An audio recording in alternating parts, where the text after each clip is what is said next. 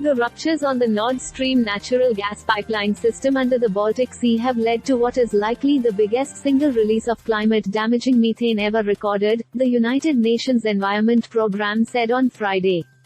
A huge plume of highly concentrated methane, a greenhouse gas far more potent but shorter-lived than carbon dioxide, was detected in an analysis this week of satellite imagery by researchers associated with UNEP's International Methane Emissions Observatory, or IMEO, the organization said.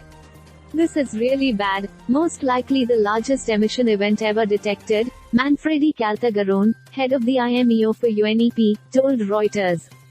This is not helpful in a moment when we absolutely need to reduce emissions. Researchers at GHGSat, which uses satellites to monitor methane emissions, estimated the leak rate from one of 4 rupture points was 22,920 kilograms per hour. That is equivalent to burning about 630,000 pounds of coal every hour, GHGSat said in a statement. This rate is very high, especially considering it's 4 days following the initial breach, the company said. A satellite image shows gas from the Nord Stream pipeline bubbling up in the water following incidents in the Baltic Sea. Photo, Reuters. The total amount of methane leaking from the Gazprom-led pipeline system may be higher than from a major leak that occurred in December from offshore oil and gas fields in Mexican waters of the Gulf of Mexico, which spilled around 100 metric tons of methane per hour, Caltagirone said.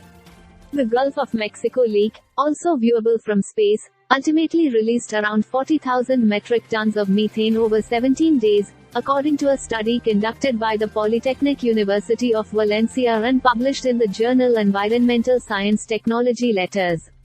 That is the equivalent of burning 1.1 billion pounds of coal, according to the U.S. Environmental Protection Agency Greenhouse Gas Equivalencies Calculator. Improved satellite technology has rapidly enhanced the ability of scientists to find and analyze greenhouse gas emissions in recent years, something some governments hope will help companies detect and prevent methane emissions. The major leaks that suddenly erupted in the Nord Stream gas pipelines that run from Russia to Europe have generated plenty of theories but few clear answers about who or what caused the damage. Both Russia and the European Union have suggested the ruptures were caused by saboteurs.